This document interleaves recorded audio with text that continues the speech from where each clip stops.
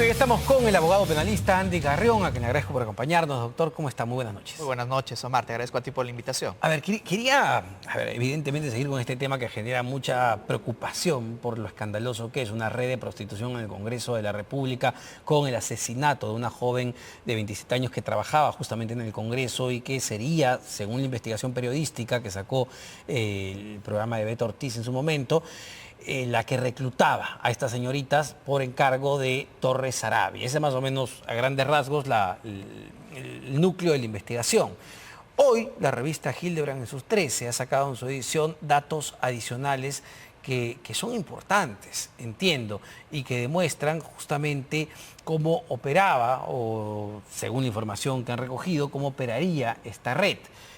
Ahí le pregunto, los chats de WhatsApp, lo que se ha venido ya revelando, ¿cuánto va a complicar la situación del señor Torres Sarabia? Mira, por menos, Omar, la Fiscalía ha abierto investigaciones penales, ¿no? Aquí no solamente tenemos ya las versiones que se manejan en torno a este cúmulo de irregularidades de implementar una red de prostitución en el Congreso de la República, sino yo creo que incluso una evidencia mayor es lo que hoy día ha publicado Hildebrand en sus 13 de chats, de conversaciones concretas, ¿verdad? Para la no solamente utilización del ámbito congresal, sino además de proveer de personas, en este caso de algunas chicas a personas, ¿no?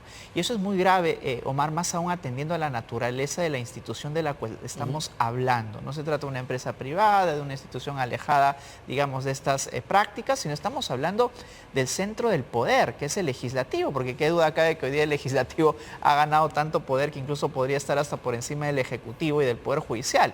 Y la pregunta que nos debemos de formular, Omar, es quiénes están involucrados en esta red. Es decir, qué congresistas habrían hecho uso precisamente de estos actos ilícitos, incluso dentro del Congreso de la República. Yo creo que aquí la Fiscalía, en tanto se anime en algún momento a desplegar actos funcionales, pero tendría que hacerlo la Fiscalía de la Nación, tendría que comenzar por investigar el efecto más dañino y más gravoso que ha sido el asesinato precisamente de una de las personas que había trabajado ahí, que le dé un efecto de película, ¿no? Porque no ha sido uno o dos disparos, sino han sido muchísimos disparos que han precisamente provocado la muerte de esta persona. Y que varios coinciden, conversando con varios congresistas, además coinciden que lo que se buscaría justamente con un asesinato tan violento, 40, 60 disparos, 6 sicarios, era no solo silenciar a esta chica, sino además dar un mensaje, porque hay más personas que tienen información sobre eso. Claro, porque si uno atiende al ámbito criminalístico, ¿verdad? Es decir, cómo más o menos se producen los hechos de violencia, pues para provocar la muerte de una persona bastaría un disparo o dos, ¿no? O los sicarios cuando hacen 3 o hasta 4. Pero la naturaleza violenta, extremadamente violenta del asesinato de esta persona indica de que en rigor no se trataría solamente de provocar la muerte, sino de amedrentar a personas que eventualmente estarían dentro de este círculo ilícito. Pero lo que me sorprende sí es que todavía la Fiscalía no haya tomado cartas en el asunto. Porque ¿En qué sentido? Porque ya abrió la investigación, al señor Torres Sarabia. En el sentido de que, digamos, de alguna manera pueda también involucrar a más personas dentro de este esquema, ¿no? Porque, digamos, estamos hablando de una red de prostitución, no solamente está vinculada a una sola persona. Y aquí lo que tendría que hacer la Fiscalía es, en rigor, pues comenzar a tomar las indagaciones respectivas, Omar. Ahora, hay un tema interesante, que es lo que le comentaba, que publica el día de hoy la revista Hildebrand en sus 13, que tiene que ver las conversaciones que tenía, o supuestas conversaciones, porque entiendo que estos chats tendrán que pasar por un peritaje legal respectivo y eso le toca al Ministerio Público, pero es una conversación que tuvo el señor Torres Sarabia con quien se encargó de la oficina legal y constitucional, mientras él renuncia al cargo. Él renuncia al cargo, si no me equivoco, con las fechas febrero, marzo de este año, según la revista. Él dice que por temas personales, pero según la revista, para intentar ser o postular a procurador del Congreso. No le fue bien, no entró a la Procuraduría, hubo un escándalo de por medio y él retornó a la oficina como jefe de la Oficina Legal y Constitucional. Pero en ese periodo, entre marzo y abril que deja el cargo, se quedó el señor José Rubio, se quedó a cargo de la oficina. Y lo que revela la revista de Hildebrand en sus 13 son conversaciones justamente con el señor José Rubio. Y en esas conversaciones lo que uno puede interpretar o ver rápidamente es que el señor Torres Sarabia seguía justamente operando y dando órdenes en la oficina. Eso entiendo no es legal. No, absolutamente. Y eso también podría ameritar la inclusión de otro delito, ¿no? Que es el tema de la usurpación de funciones. Es decir, ya alguien cuando no está ejerciendo formalmente un puesto, pero sigue atribuyéndose esa competencia, a pesar de haber dejado previamente el puesto, está usurpando una función. Y ahora, en temas de usurpación de funciones, Omar, no solamente se sanciona a la persona pues, que está usurpando esa función concreta, sino también a quienes por omisión se lo permiten, ¿no? Porque entiendo de que, digamos, el ámbito tan burocrático para el ejercicio de un puesto de esta naturaleza implica que también otros funcionarios tengan un ámbito de permisión al respecto. Y lo que tendría que hacer el Congreso no solamente es decir, digamos, tirar un poco la responsabilidad a la Fiscalía que ellos hagan las indagaciones, sino qué pasa con las indagaciones internas, es decir, en el propio Congreso de la República, ¿no? Si es que ellos están tomando cartas en el asunto, no necesariamente con una comisión de fiscalización, sino si administrativamente ya están haciendo las indagaciones respectivas, y hasta ahora no hemos escuchado nada de eso. Efectivamente, levantando toda la información, sobre todo de perfiles. Y facilitar esa información a la Fiscalía, sin esperar que la Fiscalía lo solicite, ¿no? Escudándose más bien en rigor en una investigación que puede avanzar muy lentamente. Ahora, es muy interesante esta conversación y quiero profundizar un poco. Voy a leer algunos extractos que revela, insisto, la revista Hildebrand en sus 13. Este chat, por ejemplo, un chat del 19 de abril de este año, cuando el encargado era José Rubio, pero entendemos que la comunicación va de Torres Arabia, ¿no? El principal implicado en todo esto, con José Rubio, que se había hecho cargo de la oficina, digamos, en teoría. Y este chat del 19 de diciembre hace referencia justamente a Andrea Vidal, la señorita que fue brutalmente asesinada. Y se lee lo siguiente, doctor. Dice, amigo, buen día. Hoy la China no irá. Apóyame con eso, por favor. Gracias, escribió Torres. Ok, no la maltrates mucho, responde Rubio. Y Torres dice, jaja, ya tú sa, escribe Torres. ¿Qué pasaba ahí? Poniendo un poco de contexto. Lo que hace, según la revista Torres Arabia, es pedir los permisos, es decir, que justifiquen la inasistencia, no solo de Andrea Vidal, sino también de otra chica, que le dice, oye, manéjalo, un chat del 23 de abril para Alexandra Gil Ramírez, de 23 años, porque quería que vaya un viaje a Trujillo y vaya con él. Y le dice, justifica las inasistencias. Es decir, Torres Arabia le pedía a José Rubio que justifique las inasistencias de estas chicas cuando él supuestamente ya no trabajaba en el Congreso de la República. Y eso es lo que en realidad, digamos, infunde un halo de absoluta irregularidad dentro de ello, ¿no? Porque, mira, hablábamos de la administración pública. Estas coordinaciones a través de estos chats, Omar, lo único que demuestran es de que ha habido contubernio de otras personas. No podríamos estar hablando aquí, yo diría, de un solo investigado, porque la forma y el modo en el que se producen, por ejemplo, los permisos, las contrataciones, el filtro para que estas personas sean contratadas, implican varias áreas, desde quien presenta la postulación, recursos humanos, hace un momento también conversaban con la congresista que mencionó recursos humanos, u otras áreas también que podrían estar implicadas. Yo creo que todos ellos deberían dar una explicación del por qué se permitió en algunas ocasiones de que se coordinen, por ejemplo, permisos de personas que ya no tenían ningún tipo de relación con la administración pública. Y eso, si es que lo enfocamos desde un ámbito penal, Omar, implican ya serias irregularidades y indicios que, haciendo una construcción indiciaria, podrían incluso acarrear de que más bien sea una organización mucho más estructurada, porque se está utilizando una institución pública, no solamente para favorecer con contrataciones, sino además instrumentalizar a esas personas para unos fines distintos. Y ahora la pregunta sería, ¿qué se buscaba con la contratación de estas personas y con el favorecimiento de estos permisos? ¿Apoyar a quiénes? ¿Qué favorecer?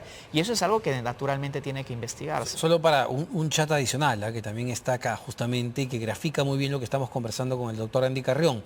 Este chat es del 5 de abril y le pide a su interlocutor que pase por alto justamente las inasistencias de Andrea Vidal y de otra chica, Carla Ruiz. Y dice lo siguiente: amigo, hoy Andrea estará apoyando en unos trámites referido a las nuevas que van a entrar al área, por favor, ojo, detalle con eso, Amigo, hoy Andrea estará apoyando en unos trámites referido a las nuevas que van a entrar al área, por favor. Y Carla sí estará conmigo. Espero tu apoyo y comprensión, escribió justamente Torres Arabia, dando indicaciones a su sustituto, cuando, insisto, él todavía ya no estaba en el Congreso de la República. Él vuelve al Congreso de la República, aquí está la data, en mayo vuelve. Entonces, en ese periodo, él daba órdenes en esta oficina y pedía que se justifiquen inasistencias de estas jóvenes. Mira que desde el ámbito penal, ese poder que uno ejerce a pesar de no tener la función específica porque ya dejó formalmente el cargo, también se habla de postulados de funcionarios de hecho, ¿no? Y si es que estos hechos podrían implicar ya como funcionario, a pesar de formalmente no serlo, Omar, algún otro delito como el de tráfico de influencias. O incluso, ¿no? Tú has escuchado cómo algunos congresistas contrataban a personal de trabajo y lo que ha hecho la Fiscalía es imputarles delito de colusión cuando favorecían, por ejemplo, a un trabajador que no reunía las condiciones necesarias. Es decir, también nombramiento ilegal. Habría que ver si las personas que finalmente se contrataban y luego se utilizaban para que alguna finalidad que está siendo motivo de investigación, reunían o no las condiciones para cumplir ese puesto público.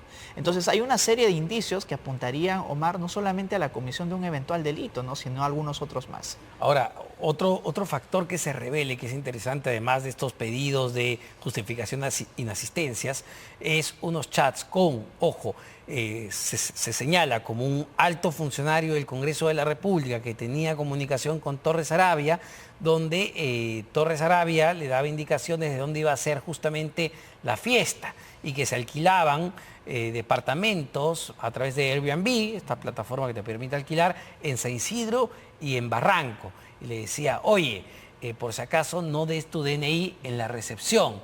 Y es donde pasarían estas reuniones y estos encuentros con justamente trabajadoras del Congreso de la República. Esto también es información que va a ser útil para el Ministerio Público. Yo creo que si el Ministerio Público parte de la idea de irregularidades dentro del marco de una organización, no necesariamente una organización criminal, porque el día de hoy esa figura ha sido ya absolutamente mal utilizada y a todo lo califican como organización criminal, pero sí de ciertos marcos de coordinación que podrían imputarse a título de coautoría, porque por ejemplo el proxenetismo, que es un delito sancionado en nuestro país con penas que van desde los 3 hasta los 6 años, implica también la participación de más personas para viabilizar esta conducta ilícita. O sea, no hablaríamos solamente de quien eventualmente contrata o recomienda a las personas, sino también de quien gestiona los encuentros con algunas otras, que incluso podrían ser o tratarse de congresistas de la República. Y doctor, esto puede llegar a alcanzar, digamos, a congresistas, incluso al anterior presidente del Congreso, Alejandro Soto, porque entiendo que es en su gestión que se designe este señor. Sí, el tema es de que por el solo hecho de ejercer un puesto público, no necesariamente, digamos, superior, que podría ser el presidente del Congreso de la República, no se desprende automáticamente una responsabilidad penal por la comisión de delitos de sus subordinados, por ejemplo, áreas administrativas del Congreso de la República. Pero sí existe la posibilidad de que se imputen delitos por omisión si es que, por ejemplo, teniendo u ostentando el conocimiento el presidente del Congreso de irregularidades o de algún favorecimiento en la contratación para fines distintos o ilícitos como el proxenetismo, y que a pesar del conocimiento que ostentaba, no ha supervisado ni controlado para que esto se siga cometiendo, pues entonces podría responder por omisión, en tanto tenga el conocimiento, la información.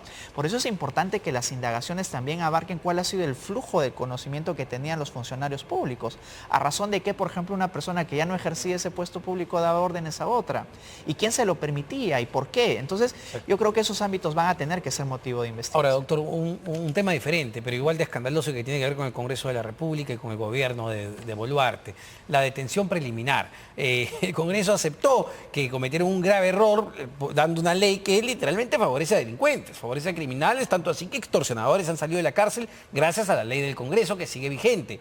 ¿Qué pasa en este momento que la presidenta, el premier, el ministro de Justicia se están tomando su tiempo para ver si la observan, si la promulgan? Mira, aquí todos se han lavado las manos, Omar. No solamente está la responsabilidad del Congreso de la República, en la que muchos congresistas han confirmado de que nunca han revisado el proyecto y que simplemente simplemente firmaron esta norma que finalmente se envió al Ejecutivo, sino la responsabilidad del propio Ejecutivo, Omar. Ellos tienen la posibilidad de poder observar las leyes que emite el Congreso de la República. Y se supone que cuando el Ejecutivo recibe las normas del Congreso de la República, estos se suda y jurídicamente son analizados sobre todo por el área del Ministerio de Justicia y Derechos Humanos.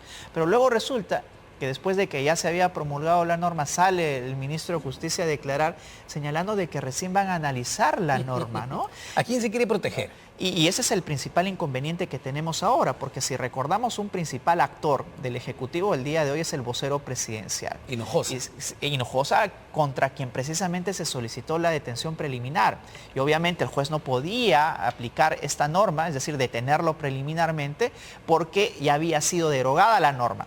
Pero aquí hay un tema interesante, ¿no? El juez no evaluó si es que había un peligro de fuga o de obstrucción a la justicia porque no había un sustento normativo. Y él dijo simplemente es improcedente porque no tengo una norma que evaluar. Pero ¿qué sucede? Si es que ya el Congreso se ha rectificado y ha enviado ya el proyecto de ley al Ejecutivo, lo único que tiene que hacer el Ejecutivo es promulgar esa norma que restituye la detención preliminar. Pero ¿qué sucede? Si el Ejecutivo restituye esta norma promulgándola, pues entonces podría ser reevaluado también el pedido de detención preliminar en contra de Hinojosa, porque en rigor el juez no se ha pronunciado sobre estos hechos. Es decir, solo para cerrar, doctor, si el gobierno de Boluarte promulga la norma, la rectificación del Congreso de la República, es probable que el señor Hinojosa se vaya detenido. Es probable si es que el juez lo decide de esa manera, pero como mínimo tendría que ser reevaluado. Habría ya un pronunciamiento, digamos, decidido y no sería materia de reevaluación si es que el juez se hubiera pronunciado sobre si existe o no un peligro de fuga, obstrucción, etcétera. Pero el juez no lo ha hecho, precisamente porque no existía la norma. Dicho de manera conclusiva, depende del Ejecutivo si es que ahorita se aplica o no la norma de detención preliminar en contra de su vocero presidencial. Mientras tanto, extorsionadores, delincuentes, violadores, todos ellos que no cometan sus delitos en flagrancia, se ven beneficiados. Muchísimas gracias a ti, doctor Omar. Andy Carrión, abogado penalista. Vamos a una pausa, venimos para conversar con el ex congresista y ex candidato a la presidencia, Johnny Lescano.